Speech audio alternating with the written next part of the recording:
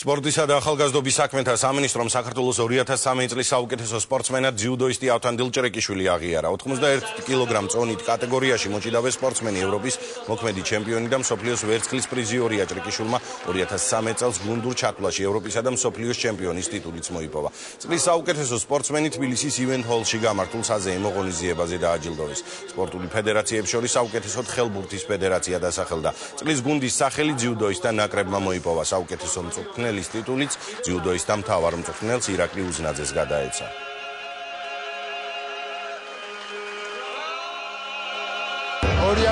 წელს გავხდი ახალგაზრდებში საუკეთესო სპორტსმენი და მაშინ ვთქვი, რომ დიდებშიც აუცილებლად გავხდებოდი და ერთგვარი ოცნებასავით მქონდა და ძალიან გახარებული ვარ. ჩვენც მოულოდნელი იყო ეს აღიარება, რა აღიარებაც მივიღეთ.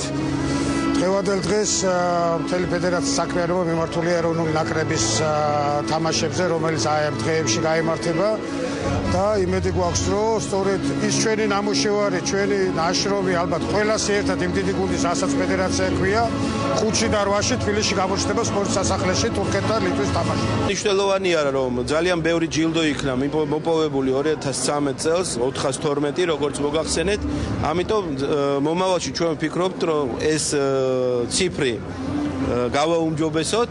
რა თქმა უნდა, თუ განხორციელდება ის პროექტები, რომელიც ჩვენ მისდად დავისახავთ მომავალში და მე ვფიქრობ, თავარი მონაპოვარი ის არის ჩვენი მუშაობის, რომ მოხდა სპორტის დეპოლიტიზება.